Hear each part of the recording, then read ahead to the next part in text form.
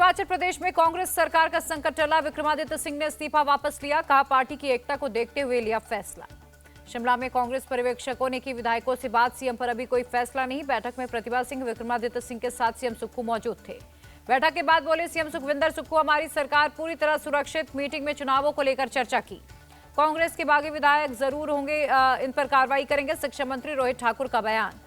Cross voting करने वाले 6 कांग्रेस विधायकों पर एक्शन, स्पीकर ने जारी किया कारण बताओ नोटिस। शिमला से पंचकुला पहुंचे हैं कांग्रेस के 6 बागी विधायक। सियासी खींचतान के बीच सुक्खू सरकार का बजट पास हुआ, सदन अनिश्चितकाल के लिए स्थगित। बजट पास होने पर जयराम ठाकुर का निशाना, सरकार के पास बहुमत नहीं था, विधायकों का सस्पेंशन बनाया हथकंडा। हिमाचल विधानसभा स्पीकर ने बीजेपी के 15 विधायक सस्पेंड किए, निलंबित होने वालों में जयराम ठाकुर भी शामिल। कांग्रेस नेता जयराम रमेश का निशाना, मोदी सरकार की सिर्फ एक गारंटी, सरकार गिराओ, इसे हम होने नहीं देंगे। जयराम रमेश ने कहा हिमाचल में जनादेश का अपमान नहीं होने देंगे, कठोर फैसले लेने से भी हम पीछे नहीं हटेंगे। हिमाचल संकट पर प्रियंका गांधी का बयान, 25 वाली पार्टी अगर 43 को चुनौती दे तो मतलब साफ है खरीद फरोख्त हो रही है। विक्रमादित्य सिंह के इस्तीफा देने को हर्ष महाजन ने बताया सही, कहा उन्होंने जो किया नैतिक आधार पर किया था। नवनिर्वाचित बीजेपी सांसद हर्ष महाजन का दावा, हिमाचल की कांग्रेस सरकार बहुमत खो चुकी है, कुछ घंटों में स्थिति आगे बदल सकती है। केंद्रीय मंत्री अनुराग ठाकुर का सुक्खू सरकार पर अटैक, कहा जनता है, सरकार के अपने मंत्री और विधायक ही नाराज हैं। अनुराग ठाकुर ने कहा हिमाचल में झूठे वादों के बल पर बनी कांग्रेस की सरकार, वादे पूरे नहीं होने पर विधायक भी भाग रहे। लोकतंत्र की रक्षा के लिए सभी को काम करना चाहिए, हिमाचल के स्वास्थ्य मंत्री धनीराम शांडिल का बयान। शिमला में बीजेपी विधायक दल की बैठक, आगे की रणनीति को लेकर चर्चा की। हिमाचल के सियासी संकट पर बीजेपी का निशाना, गजेंद्र सिंह शेखावत बोले कांग्रेस में जिस तरह से भगदड़ मची हुई है उसका पतन निश्चित है। हिमाचल के सियासी संकट पर बोले दिल्ली के मंत्री गोपाल राय, बीजेपी जहां नहीं जीतती है वहां धन बल का इस्तेमाल कर रही।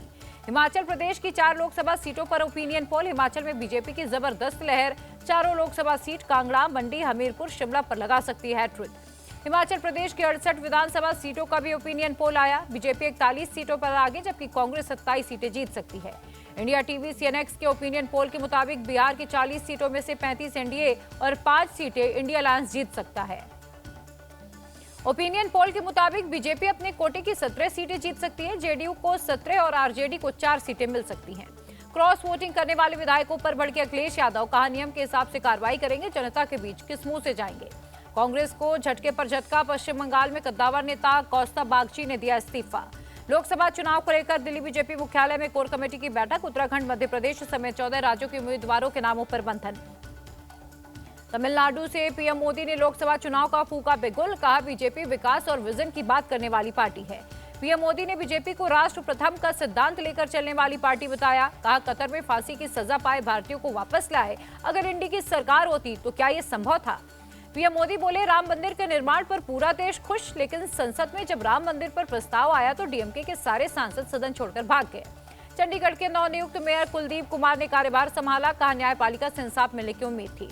असम में कांग्रेस को बड़ा झटका, प्रदेश कांग्रेस कमेटी के कार्यकारी अध्यक्ष राणा गोस्वामी ने दिया इस्तीफा। सपा नेता रेवती रमण का आरोप, अखिलेश ने बिना राय लिए कांग्रेस को दे दी इलाहाबाद संसदीय सीट। बिहार विधानसभा स्पीकर से मिले प्रदेश कांग्रेस अध्यक्ष अखिलेश सिंह, पाला बदलने वाले विधायकों की सदस्यता रद्द करने की मांग की। लोकसभा चुनाव से पहले अखिलेश यादव का बड़ा दांव, सपा में शामिल हुए बीएसपी के कद्दावर नेता गुड्डू जमाली। गुड्डू जमाली के आने से समाजवादी पार्टी को होगा फायदा, अबू आजमी का बयान। लखनऊ में इंडियन यूथ कांग्रेस का प्रोटेस्ट, पुलिस से नोकझोंक हुई, पेपर लीक मामले को लेकर सरकार को घेरा।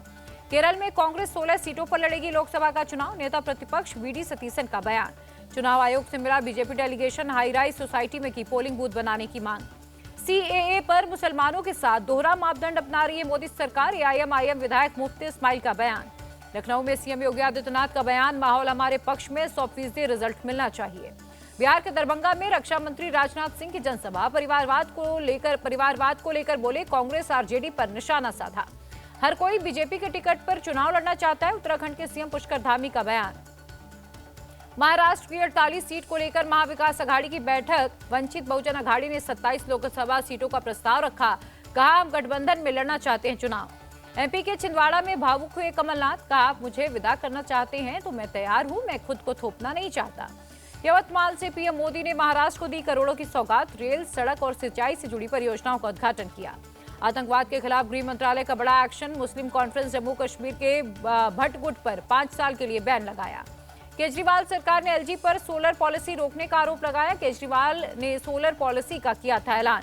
केजरीवाल के आरोप पर एलजी का पलटवार, आदतन झूठ बोलकर लोगों को गुमराह कर रही है सरकार, सोलर पॉलिसी नहीं रोकी। दिल्ली में एलजी ने सीएम केजरीवाल को लिखा पत्र, कहा जल योजना पूरी तरह से दिल्ली सरकार के कंट्रोल में, एलजी की कोई भूमिका नहीं है। अवैध खनन केस में सीबीआई के रडार पर आए अखिलेश यादव, सीबीआई ने भेजा समन, बतौर गवाह कल होना होगा पेश। लैंड फॉर जॉब केस में लालू फैमिली को राहत, राबड़ी देवी, हेमा मीसा भारती को दी रेगुलर बेल। टेली वाली मस्जिद को लेकर मुस्लिम पक्ष को झटका, लखनऊ कोर्ट ने मस्जिद पर की रिवीजन याचिका खारिज, का हिंदू पक्ष का मुकदमा चलने योग्य। झारखंड हाईकोर्ट से हेमंत सोरेन को झटका, बजट सत्र में शामिल होने वाली याचिका खारिज की।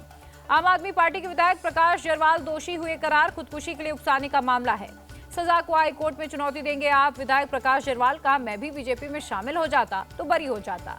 संदेश खाली केस में कलकत्ता हाईकोर्ट ने किया साफ, शाहजहां शेख को सीबीआई, ईडी या पुलिस में से कोई भी कर सकता है अरेस्ट।